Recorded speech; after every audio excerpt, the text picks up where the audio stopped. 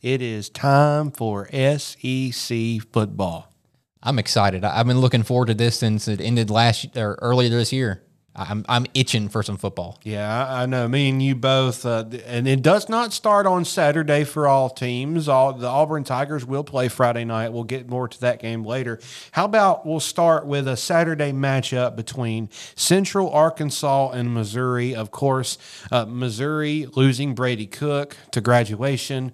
Had some other good players last year. Was close to beating a few teams and had a few really bad games as well. The quarterback race is probably the most compelling thing to note for Missouri. You've got two guys in Sam Horn and Bo Prabula, which both of those guys, Coach, I cannot pronounce his last name. Drinkwitz, there you go.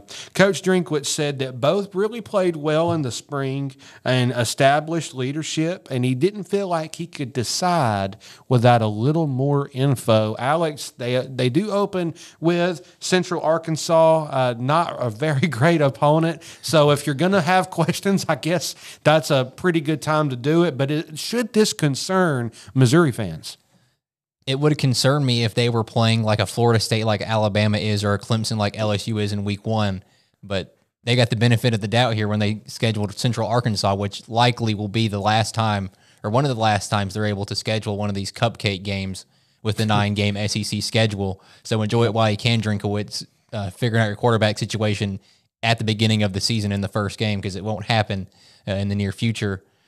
I look at both these guys. Prabula has more experience playing the quarterback position at Penn State, had to come in last year when Drew Aller went down versus Wisconsin, gave them a lift and was able to get them to win that game in a situation where they needed to win it to make the college football playoff. Sam Horn's coming off a Tommy John surgery. It remains to be seen if he's able to really throw the ball in an in-game situation because as most football players know, throwing the football in an in-game situation is completely different than throwing it in practice. Players practice well and don't play well and vice versa. Ask Peyton Thorne. It's going to be quite interesting to see what quarterback ends up winning this battle. It does resemble the 2023 season where Brady Cook and Sam Horn both entered the first game. Brady Cook played the first half and Sam Horn played the second half, and we know how that ended up with Brady Cook winning that battle, and Sam Horn once again is playing the second half while Prabula is playing the first half. Might see a situation here where it repeats itself, where Prabula ends up winning it after leading them in the first half, but it remains to be seen. You also can't ignore what they added on offense with Louisiana Monroe running back Ahmad Hardy, led the FBS as a freshman with 1,300 rushing yards and 13 touchdowns. You also add Mississippi State wide receiver Kevin Coleman Jr. He was a stud last year, really the lone bright spot for that program after going 2-10. Yeah. And he's going to help alleviate the loss of Luther Burden and Theo Weiss Jr. And the list goes on and on for receivers, Marquise Johnson, and then Joshua Manning, Xavier Lloyd. The defense side of the football is going to have to be better than it was last year, but you bring in a lot of help on that side. Jalen Catalon, who people know played at Arkansas and UNLV, and then Josiah Trotter from Western Virginia was the Big 12 Defensive Player of the Year last year. You add some key pieces there, and then Damon Wilson from Georgia comes in to replace Johnny Walker off the edge. Yeah, and those are some really good transfer portal additions. I actually did not know Johnny Walker was a Missouri Tiger, so that's my co-host being a step ahead of me. So I really like what Missouri added. Alex, I think that the time with the quarterback decision, it just remains to be seen. What do you have as a prediction for this game?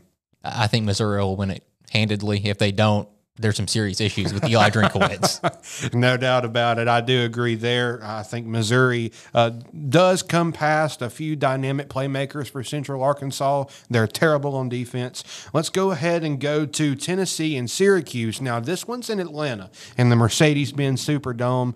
I don't know. I think Tennessee could receive a run for their money. Syracuse is replacing Kyle McCord but they have a promising quarterback transfer in Steve Angle. But I do think there's still enough weapons for Tennessee to overcome that. I like what they still have defensively under Josh Heupel. They were a really good defensive unit. It kind of kept them into some games last year after Nico Ilamaviava. I butchered that, but that's okay. And you make it hard with 10 syllables and one last name. But I think that Tennessee has enough on defense to win them a few more of those type games this year still. And I think Tennessee finds a way to win a close one with closer home field in Atlanta than definitely Syracuse. I think Tennessee wins a close one over the Orange.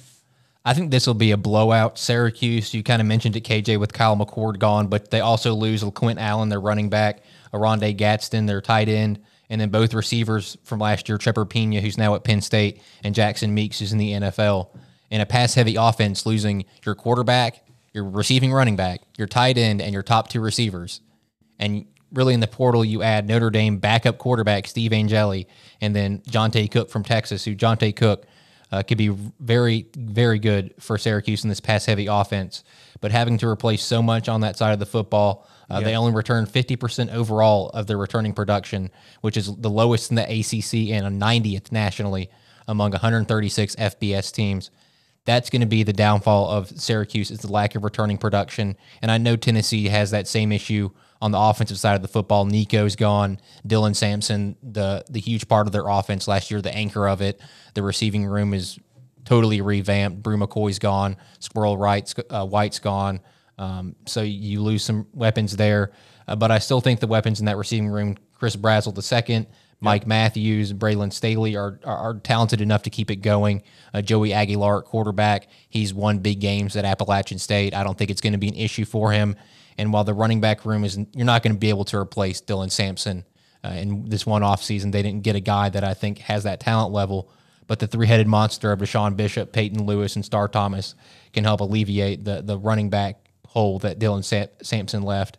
The defense will be stout. It's always been stout for Josh Heupel. James Pierce Jr. and Omar Norman Lott are gone, but you have guys like Dominic Bailey and Jermon McCoy still there that are going to give some stability to a defense that lost a lot on the defensive line. Yeah, and this is a league in the SEC, even though they start with a non-SEC opponent, you're playing a team in Syracuse that can shock some people. So defensive line for Coach Heupel going to be a must. I think Tennessee does win this game, and I think they find a way to get it off to a 1-0 start. How about we move to this one? Mississippi State at Southern Miss, the bottom of the SEC, facing a Southern Miss team who can move the football. You know, they averaged between 300 and 350 yards per game last year, which is pretty high among the percentages. 81% chance from Mississippi State to win, even though they had nothing really going last year. They do have a few really good, talented freshmen on each side of the ball. But the Bulldogs, I believe, probably need to be careful here and thinking that they're going to just come in and walk all over, because Southern Miss is one of those schools that you never really pay much attention to, and then you get in the game with them, and the longer you go with keeping it close, all of a sudden they're taking the lead in the fourth quarter. So I think a good start for Mississippi State should happen. It needs to happen, and if it does, I do think Mississippi State holds on and finds a way to win this one. This is a must-win game for the Bulldogs, considering their gauntlet of an SEC schedule they have to go through. You have to win these games where you're playing a non-Power 4 opponent. Southern Miss is not a slouch. They were pretty bad last year, but they bring in Marshall head coach Charles Huff, who had an outstanding year for the Thundering Herd there, and ended up leaving at the end of the season and having Marshall forfeit their bowl game because they didn't have enough players, because the entirety of the roster just followed Charles Huff to Southern Miss. So that kind of inspires some Southern Miss fans there, is having a team last year in Marshall, having almost their entire roster on your roster now, and you're playing one of the worst, if not the worst team in the SEC. Braylon Braxton at quarterback for Southern Miss was outstanding for them last year, won Sun Belt Conference Newcomer of the Year. And the defense has just gotten better and better after having a pretty poor season last year. But I'm going to go Mississippi State. This is a must-win game. Jeff Lebby's going to have them ready. I really like the addition of Fluff Bothwell from South Alabama. He's going to be what they needed at that running back position last year. I do have concerns about the receiver position, but in Jeff Lebby's offense where he's going to sling the ball around, he's going to get something out of the receivers. Yeah, no doubt about it. I do think Mississippi State wins, but folks, do not be surprised if Southern Miss is still in this game in the second and third quarter. I just think it's that type of a game. Mississippi State will have to pound them with just enough running plays and get the ball to the outside late to win. One of the SEC dark horse teams, I think, are Texas A&M. They play UTSA, the Roadrunners, and this is a game that I think Texas A&M is going to announce to the college football world that they're for real. They were in the middle of the pack for me in our first Studs or Duds preseason rankings, only because they do play a tough schedule. But I do agree with Alex's assessment of their big four really in the backfield, probably the best, if not one of the top 3 running back rooms in all of football. They have a lot of different ways to move the football on the ground. I think Texas A&M probably wipes the floor with the Roadrunners. This could be a scary game for Texas A&M. UTSA was a high-powered scoring offense last year, ranked second in the American for total offense and fourth in scoring. But for the Roadrunners, their downfall was their defense. Like for most high-powered offenses, they finished 103rd in points allowed, and all 11 starters left. That's going to be the issue for them in this game. If they hadn't lost all 11 starters, I would give them a fighting chance. But A&M, 70% of their offensive production, 73% of their defensive production returns. You have an elite offensive line, an elite running back room, a mobile quarterback that's going to put the defense of the Roadrunners on their toes. I just don't think UTSA has enough returning and enough talent to compete with a team like A&M. Yeah, I agree with that. I think Texas A&M is also just good enough at receiver. I think that they did lose a few weapons, most notably Noah Thomas, but they do add a lot of talented freshmen, another good recruiting class. In Georgia, how about the Bulldogs? They lose Carson Beck. He goes to Miami for a fresh start. And honestly, and I know I may catch some heat for this, but just from watching Carson Beck in his second year at Georgia with all of the things going on off the field for him, I think this is probably a win for Carson Beck and Georgia to give a new guy a chance back there taking snaps. Not really much competition to be expected from Marshall. We just talked about them and how half of their team is now on the Southern Miss sidelines following their head coach. But I do think that Georgia, regardless if Marshall had all of those players, I just think they have too much on defense. I think the defense is going to score some touchdowns for them this year, have a few ball hawks on the back end, and can still absolutely rush the passer. And I think their offense is revamped. They led the SEC last year in drop passes. Not a good look for them. Didn't help Carson Beck's case much. A lot of new guys, and honestly, as far as drops in production go, Alex, it probably can't get much worse. So I think Kirby Smart will definitely have his team ready to play. I have Georgia beating Marshall pretty good. This could be a game where it's close in the first quarter, and then Kirby Smart and Mike Bobo are like, okay, this is close. Let's try to figure out the offense, and let's just get it going. And in the second quarter and third quarter and the fourth quarter, you'll just see Georgia dominance like you always do in these games. Yeah, I think that's a good assessment. Georgia can start slow at times. It bit them a few times last year. Jumping to the Kentucky Wildcats, and horrible up and down offense last year for Kentucky. It either looked pretty decent or really bad, like JV football teams getting beat by the worst team in the region bad. And it was just simple play calling. There wasn't a whole lot of continuity because your quarterback, Brock Vandergriff, just couldn't escape anything. Every time he tried to roll out, there was already 3 or 4 guys in his face. The offensive line for Kentucky was just a nightmare, probably worse than Auburn's, and I didn't know if that was possible.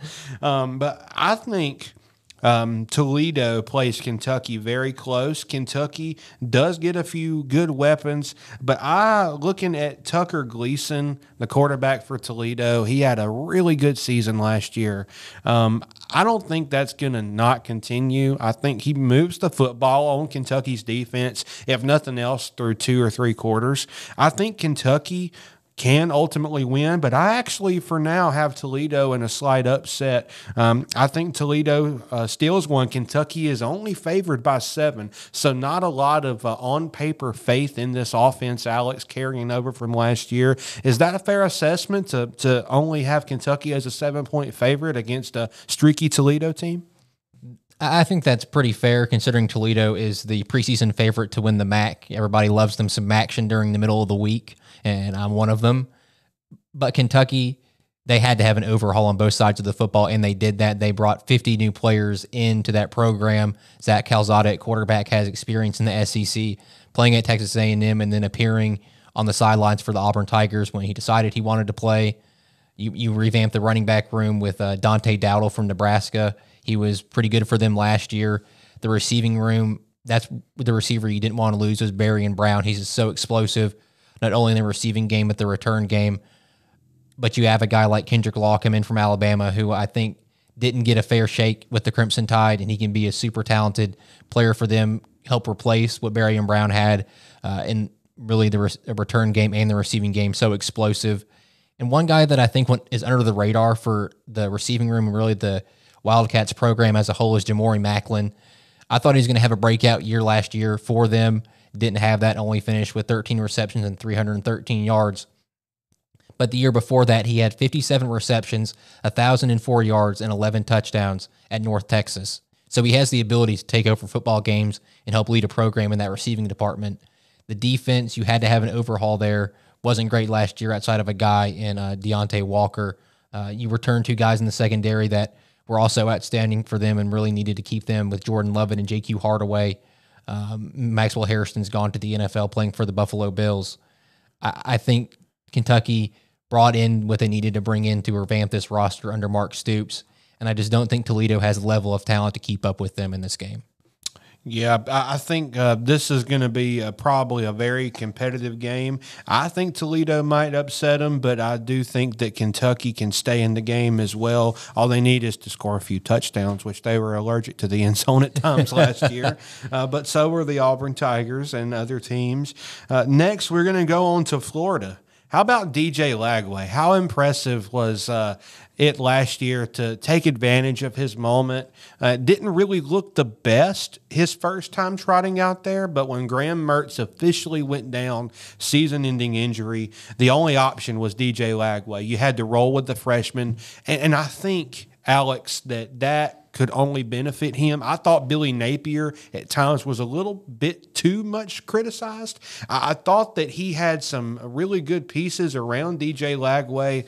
And listen, regardless what you think about Billy Napier, he found a way to get the Gatorade Player of the Year at Florida on a Florida team that after the Kyle Trask days didn't look like they were going to play competitive football again. You look at the preseason ranking, it's number 15, the highest it's been in Gainesville in several years. I also love the backfield. I think Jacoby Jackson, filling in for Montreal Johnson with injury last year, had quietly a very, very good season. And I think Jordan Ball as a backup, that is one of the more underrated SEC running back tandems, I think. They do get better on the offensive line. I think Florida wipes the floor clean and really takes it to Long Island University, another Cupcake Central. I think no problem for the Gators. I'll say this to Florida fans: enjoy this game while you got it. This is your one gimme game this year because the rest of the schedule, people have it ranked as either the hardest or the second hardest schedule in college football. You have South Florida, who's going to be a scary team, Miami, Florida State, LSU, Texas A&M, Georgia, Ole Miss, Tennessee. This is going to be your one game where you can go into the stadium and enjoy, not worry, am I going to go out of this game and have an L on the Florida schedule? Yeah, they do have a really tough schedule. It's reminiscent to Oklahoma's schedule for the Sooners. I think for now, Long Island University. I think that Florida gets the job done. Then we go to Vandy and Charleston Southern. I'll say this. I think Diego Pavia and Eli Stowers could just about play 2 versus 11 and move the football against Charleston Southern. These two I would know as an Auburn fan, are just really, really dynamic. They find a way to keep Vanderbilt in the game. Diego Pavia, of course, a big story. Getting another year of eligibility, golly. I know Auburn and Alabama fans are just slapping their forehead right now. If you haven't heard that news, you still get Diego Pavia. Look, he slayed Auburn at New Mexico State. So it is what it is. The guy can play. The guy was given another year. And I actually think when he's not playing Auburn, he's a really entertaining player to watch, just really inspiring with his story and how they move the football. And I think Eli Stowers might be a top 3 to 5 tight end in America. He's just very, very productive in everything they ask him to do. I think Vandy might win by 40. 3 or 4 years ago, you would have looked at this game and gone, Vanderbilt might lose to Charleston Southern. This is a possibility. But with what Clark Lee's done, Diego Pavia, Eli Stowers, Cedric Alexander at running back, and the countless guys they have back on defense, I just don't see a way Charleston Southern wins in this game. Yeah, absolutely not. Too much for Vandy. And we go to Arkansas versus Alabama A&M. Arkansas coach Sam Pittman, who Alex is a huge fan of. Give me old cold beer. Said he wanted fast wide receiver production. Well, a guy by the name of Jaylen Brown reached top speeds of 21 miles per hour this offseason, but the concern is the offensive line and passing game. Now, I'll come to Taylon Green's defense. This is a big, long, athletic quarterback, and I thought last year he had some good moments behind a really beat-up offensive line. He ran for his life like Forrest ran for Jenny in Forrest Gump. It was a rough go for that group a year ago, and I'm not sure a bunch of new freshmen, Kobe Brandon and Shaq McCoy, make a lot of difference, be it more talented than last year. Arkansas is, though, playing a JV team, essentially, no disrespect to Alabama A&M, but I think Arkansas has a 99% chance to win this game for a reason. I think the Hogs go 1-0. Again, there's no way Arkansas loses this game, kind of like Vanderbilt. You're in the SEC. You have the SEC level of talent. You return some guys. I think the 2 linebackers, Xavier Sorey Jr. and Steven Dix Jr., getting those 2 guys back for the defense is going to be huge for them this year. Yeah, I think they'll definitely be a more improved group offensively and defensively, but just the schedule not really in their favor, but it is for now.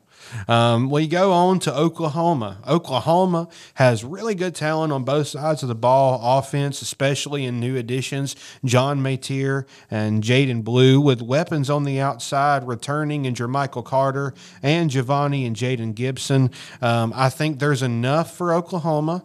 I like what they have defensively as well. I think Coach Venables is always going to put a good defense out. I thought Oklahoma made the best decision that Oklahoma football has made in putting trust in the former Clemson DC. I think he was dominant at Clemson, and I think that he can eventually help Oklahoma. Brent Venables has a lot of experience. He can recruit. He's just in a nightmare conference and schedule. I do think Oklahoma trends upward this year. Just a brutal schedule, but they have Illinois State in week 1. Another situation with a team starting off with a non-Power 5, or they may be Power 5. Are they? I don't think so. Who? Illinois State. No. I didn't think they were. So Illinois State, just, again, a situation not having enough. Oklahoma goes up and goes out big. They better figure out every issue they have in this game, because next week you have Michigan. That's a game where you can't have any mistakes on either side of the football. So good for Brett Venables having this game to be able to figure out the issues with the offense and really restructuring the entire thing, and the defense getting some mainstays to try to figure out what role they're going to play this year. Yeah, I agree with that. We go to South Carolina and Virginia Tech. Now, Alex, this one is a toss-up for me. I know we've spoke about it. I'm not ready to say Virginia Tech can pull an upset, but Virginia Tech, schools like those who are never really great, become good on a neutral site, where it's a level playing field in Atlanta. Could very well play against a team like the Gamecocks, who came in ranked 13, large in part due to offensive star quarterback Lenora Sellers took the league by storm last year, and probably one of the best defensive players in all of football. And Dylan Stewart, definitely going to be a pro on Sundays. But don't be surprised to see Virginia Tech make it close. They have a habit of doing that. Just ask Clemson. I think South Carolina has a really, really big sweat in week one. I do ultimately think they win. They don't have any proven playmakers on the outside. They lose a lot of that to the portal and to the draft last year, as we noted last week. I think South Carolina wins, but as I said, don't be surprised to see Virginia Tech hang in there. I agree with that sentiment, KJ. I think South Carolina wins this game, but Virginia Tech's going to keep it close. Kyron Drones only played 6 games last year due to injury after there was a lot of preseason hype with him. Some people had him in their Heisman hopefuls list last season, but that can always be wrong. Jeremy Johnson was on that list at one point for Auburn. We all know how that ended up. Please don't. But the Hokies, you lose Bashul Tootin to the NFL, who was really the bell cow of their offense, 2,000 rushing yards and 31 total touchdowns in the past 2 seasons. But the strength of Virginia Tech is the defensive line. Kevin Gilliam Jr., Kamari Copeland, Asen Stevens, Arias Nash, Keyshawn Borgos. And the weakness of South Carolina is their offensive line. Only returns 2 starters from last year. Yeah. Lenora Sellers, who can work with a worse offensive line due to his scrambling ability and his elusiveness in the backfield. He also loses weapons. Joshua Simon, his tight end, who led the team in receptions, receiving yards, and receiving touchdowns, is gone. You don't have that weapon to kind of just dump the ball down to when you sense that pressure. You bring some guys in like a Jordan Dingle at tight end. You have Michael Smith there. But not having Joshua Simon, who was your security blanket last year, might prove to be an issue for Lenora Sellers in this game. I just don't think Virginia Tech has enough on the offensive side of the football to keep up with South Carolina's offense. Yeah, that's pretty much where I'm standing too. South Carolina ranked 13th, so good job, Gamecock fans. Your team is getting some recognition so far, but you guys have a really, really, really tricky week one matchup against Virginia Tech, and it's on a neutral field, so no home court or home field advantage for either side. And then we go to what I think might be one of the better games of the week, Clemson and LSU. This is a toss-up even for the experts in Vegas. Clemson has a 53% chance to win to LSU's 47. The Bayou Bengals of LSU will go on the road to Clemson for a Tiger Clash. 2 top 10 teams. They have a chance and a good test to limit turnovers, do the LSU Tigers against a Peter Woods-led Clemson front. I really like what LSU has done on the outside in the portal as well as the freshman additions, but a lot of questions to answer on defense for LSU. Really a few bad games last year, really, really bad. And they're playing a Clemson offense with Cade Klubnik, who I don't think is the best quarterback in football by any means, but I do think that he's a little bit overhated or criticized, if you will. I think last year people wrote Cade Klubnik and Dabo Swinney off 100% when they lost 2 of their first 4 games, winnable by all means, bad games by all means, but then they go on a tear to end the year, winning 8 of their last 9. And Dabo reminded everybody that he can still coach and still put together a good team. I think this game is just a little too much for LSU to start out the year on the road at Clemson. Garrett Nussmeier, we don't know how good he's going to be after injury, of course. Brian Kelly and he and everyone else says he's good, he's ready to go. But that can be nagging and affecting your stance in the pocket with a lower leg injury for a quarterback, elusiveness especially. I got to wait and see how LSU's offense rings the bell this year. I do think they'll be better defensively, but I think Clemson just has too much with what they've added and what they brought back. I really like getting Tom Allen on the defensive side of the football as well. You talked about that last week. I think Clemson wins this game by about 7 to 10 points. The last time LSU won a week 1 game was in 2019 with Joe Burrow. They since then have lost to Mississippi State, UCLA, Florida State twice, and USC. And I don't think they're going to break that streak this year. Clemson, their offensive line isn't the best in the world, but we know what we get with that. LSU, Offensive line is basically entirely reshuffled. You lose both your tackles, one of which was one of the best tackles in your school's history, in Will Campbell. I know it's a cliche to say, but this game's going to be won in the trenches on the defensive and offensive lines. Clemson's defensive line is going to be better than LSU's offensive line. Yeah. TJ Parker, Peter Woods, DeMonte Capehart, Will Helt from Purdue is going to help stabilize that other side next to across from TJ Parker. I just don't think LSU's offensive line is going to be able to hold up against the dominant Clemson defensive line. And Garrett Nussmeier, if he's hobbled, if he can't scramble, he's not Lenore Sellers in the pocket. He's not going to be able to elude TJ Parker in the backfield or Will Helt in the backfield. He's more of a Mac Jones type player where he's going to stand in the pocket and try to move up and down and take those hits. I'm just all in on Clemson's defense, and the offense will come. Yeah, and I think another concern is Brian Kelly's play calling. I do like Brian Kelly as a head coach. I think LSU made a good hire. But one thing about Brian's offense is when he throws the football, he loves to test the middle of the field, and he loves to test the outside. And those plays tend to take a little longer to develop, and that plays off the point you just made about that offensive line and with Nussmeier's health. If this guy isn't able to really move and shuffle those feet, and the offensive line is allowing constant pressure, I think you could very well see him make a few too many mistakes. And I think that Coach Kelly will probably call something that he shouldn't at some point. Always does. And those Clemson Tigers' ears will be just pinned back, ready for that. And they're well taught now with the new Penn State DC coming over and Tom Allen. I just think Clemson has enough to win this game. And I think they are the favorite in the ACC, really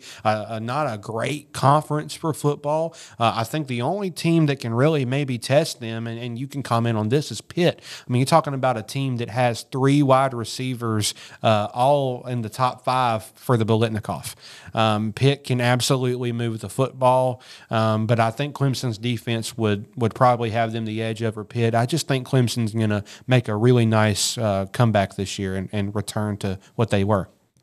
I wouldn't sleep on Louisville in that conference either, and of course Miami and SMU, with the way they played last year, will hopefully continue that for their fans and their coaching staff. I think Clemson is far and away the favorite with what they returned, but there's still some talent in that ACC conference. Yeah, no doubt about it. Let's move on to a game that won't be as compelling. You talk about Ole Miss facing the wonderful opponent of Georgia State, the Panthers. Not really much of a concern for a week 1 upset for the Rebels. I think Lane Kiffin could trot his third team out there and probably still move the football. There are some questions on offense, though. Replacing a guy like Jackson Dart is never easy, but they retain a lot of their receivers. Quishon Judkins in the backfield, also gone on to the NFL. I think Ole Miss may have a few drives where they're kind of feeling out what they want to do, but I think ultimately it's Georgia State, and Lane Kiffin's team should find a way to get on top by several touchdowns.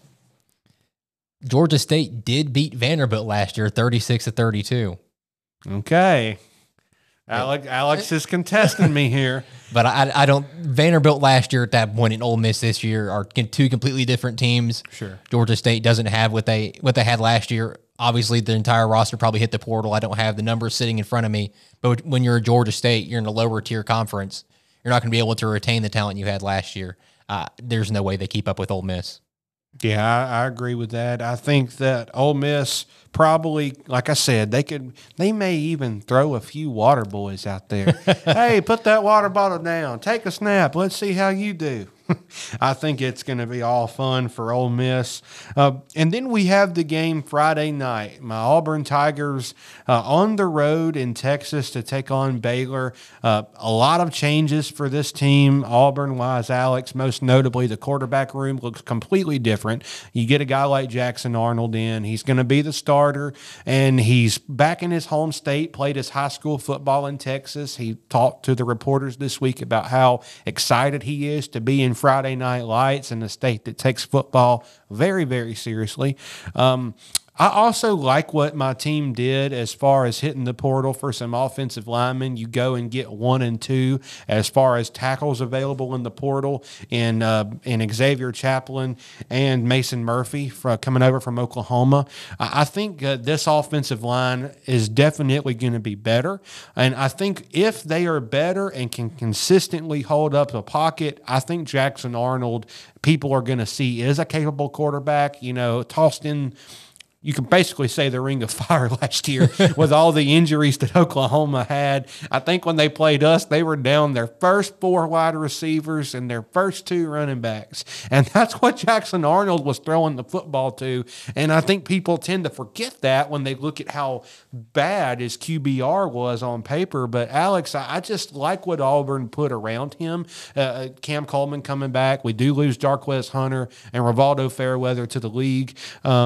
But I think getting the addition of Eric Singleton just gives another dynamic, a really good route runner, very fast in the open field. Cam Coleman can be just an all-around receiver, and Eric Singleton will be able to play off that. The defense has some ball hawks in the secondary. We get back Champ Anthony. We get back a very good season and one of the biggest surprises for Auburn was in the defensive secondary. Caleb Harris, very tall, lanky defender. Jay Cobb in the secondary as well. I just think that these guys can play on defense, and I think we find a way to win against Baylor. I do think it's a little tough to start out on the road, probably a few feeler drives for Coach Freeze, but I think Auburn finds a way to win by a touchdown or 2. The matchup in this game for Auburn and Baylor is going to be the Auburn receivers versus the Baylor secondary. Baylor secondary, they finished bottom in the Big 12 in passing defense last year. Secondary didn't get better. They're already down a corner, and their starting safety Devin Turner was out for the season after tearing his ACL in the spring. The secondary struggled last year, going to struggle this year. But can Arnold and the offense take that and run with it? Or are they going to struggle? Is Jackson Arnold going to be hampered by the pass rush of Baylor? Is he going to throw hospital balls like Peyton Thorne did last year? Please no. Is Hugh Freeze and the 3 offensive coordinators he has going to make the right play calls to put him in the position to succeed? That's my concern with Auburn. Is Baylor has a weakness, but can Auburn capitalize on that weakness and get the ball to the receivers and take over when they need to? Baylor, their offense is going to be scary for Auburn. The defense for the Tigers, Sawyer Robertson at quarterback, Bryson Washington at running back, veteran offensive line, Josh Cameron at receiver, Kobe Prentice comes over from Alabama. I'm sitting here thinking, I think Jackson Arnold gets it done at Auburn and they win this first game. It's a must-win for Auburn. Yeah. I think you're right, and I think this is the make-or-break season for Coach Freeze as well with this group, all the talent you acquired in the offseason. If you don't find a way to win at least 8 to 9 games with this group, I think you'll be seeing people chase him out of Jordan-Hare and out of the Plains ultimately. I do think Auburn gets it done. And how about Alabama starting off this year on the road as well? Some cloudy conditions expected, most likely going to rain.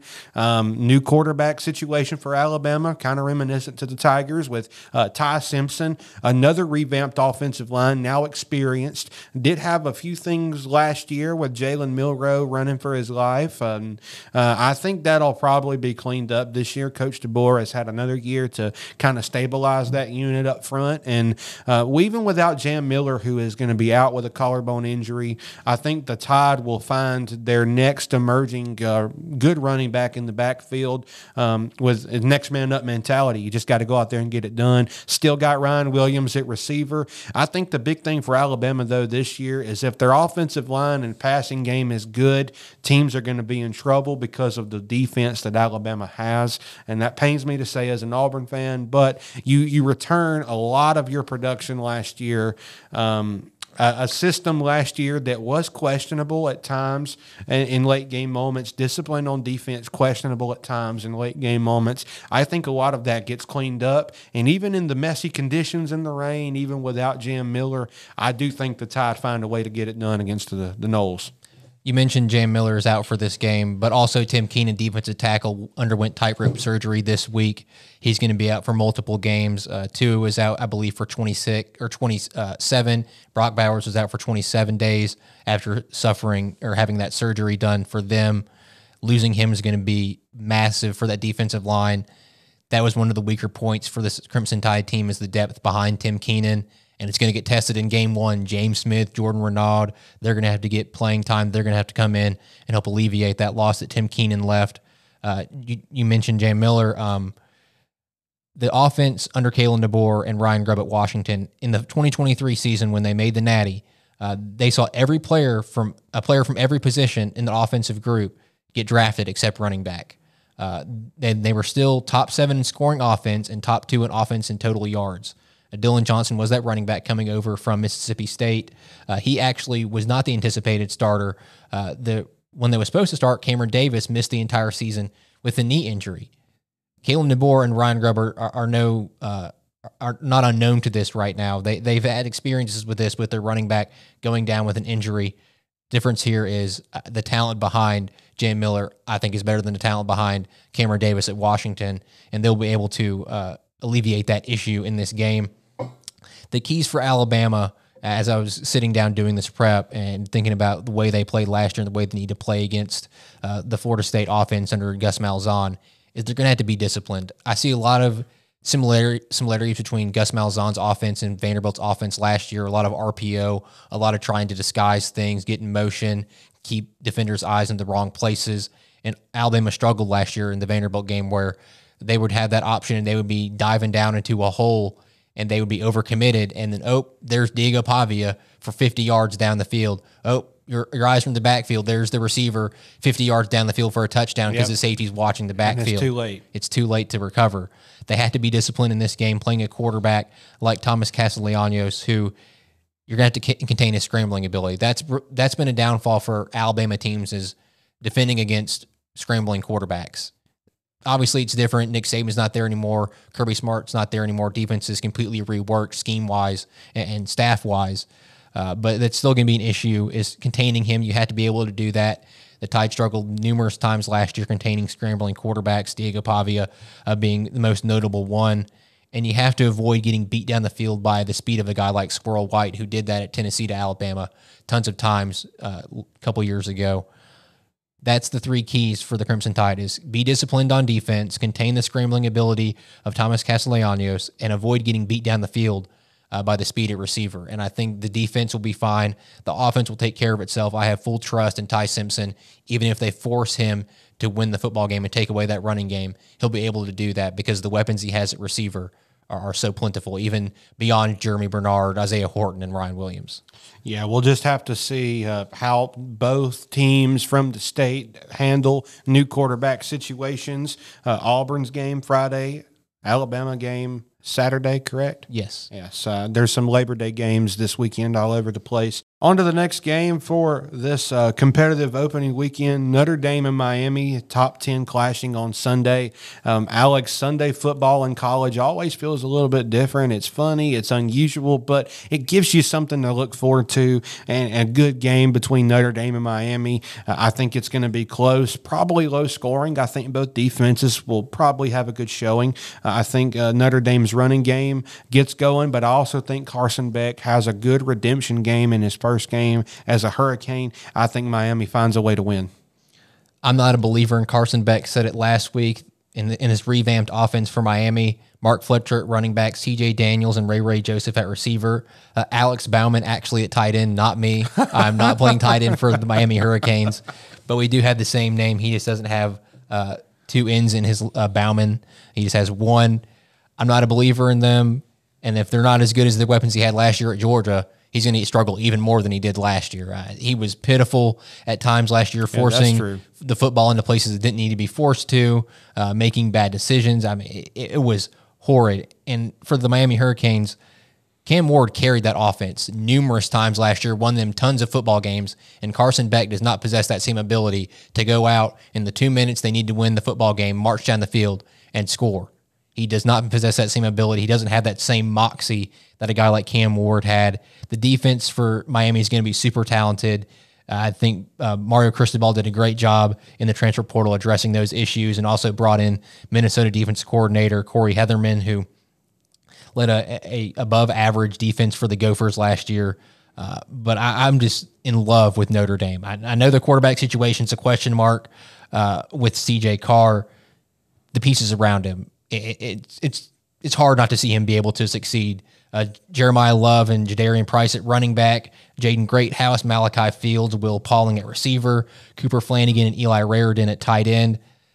I would argue this is the best weapons a quarterback has had at Notre Dame since pre-Brian Kelly, and all encompassing. Now, Brian Kelly has had some weapons here and there, like who am I thinking? Willie Snead, I think, was there at one point.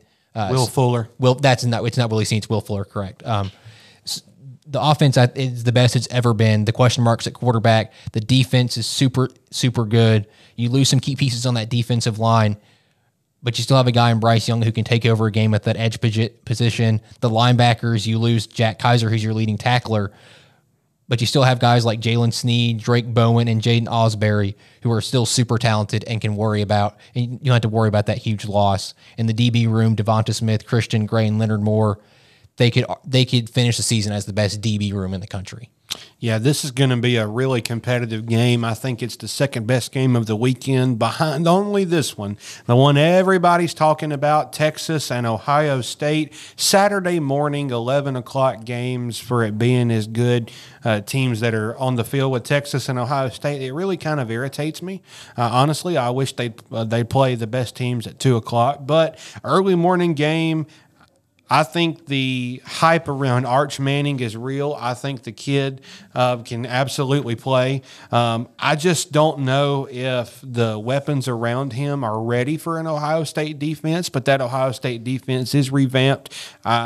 I think that Texas does find a way to win this game, but, man, this is going to be a really good game, I believe, between these two teams, and I'm really glad that this is an opening week game. I love seeing good clashes in week one. Bring us some excitement in the week one slate, and it's happening here, Texas and Ohio State. I've got the horns. Two teams with questions at quarterback. Texas, you have Arch Manning, so people say that's really not a question mark. Ohio State, you have Julian Sain at quarterback. Both guys have so many weapons around them. Arch Manning has the running back room of Jarrett Gibson, C.J. Baxter, and Wisner. Some receiver weapons like Jamie French and Khalil Lockett, DeAndre Moore, and Ryan Wingo are back. You also bring in Jack Entreaties from Cal to replace Gunnar Helm at tight end. Your offensive line lost 4 or 5 starters. That's the big issue for Texas, and people have identified that over all platforms, is the offensive line. Can it help Arch Manning? And it was great last year at times, but it was also poor at times. And I think that Steve Sarkisian has done a great job in the portal addressing the holes that they have there with 4 of their 5 starters gone. The defense, I don't see any issues there. Anthony Hill Jr. is back. Colin Simmons is back. Trey Moore is back. Ethan Burke's still there. The cornerback room, you lost a couple of guys to the NFL draft. The biggest one being Jade Barron, who won the Jim Thorpe Award last year. But you have guys returning like Malik Muhammad and Michael Taffy who can help alleviate that issue. Ryan Niblett, Jelani McDonald, Kobe Blacker back at DB, and then Grayson Littleton, who's a freshman, was actually listed as the starting nickelback, is going to be a weak point for the defense, being a freshman. And Derek Williams is now back at safety after having season-ending knee injury last year. Ohio State, people harp on it all offseason. The returning production is just not there. You still have Jeremiah Smith back, but your offensive line, you lose so many pieces of that. Donovan Jackson's gone. 4 of your 5 starters as a whole are gone. There was times last year where Donovan Jackson, who was an offensive guard, actually had to kick out to left tackle due to injuries. The defense that finished number 1 in the country is 8 of the 11 starters are gone. There is some studs at linebacker like C.J. Hicks and Arvell Reese and Sonny Styles. In the defensive backfield, you have Davison Igbehosen, Jermaine Matthews Jr., and Caleb Downs, and then 5-star Devin Sanchez, but a new DC and Matt Patricia. I think the difference in this game is going to be Texas's run game is going to be able to dominate the Ohio State defensive line, which is totally reshuffled and lost so many key pieces.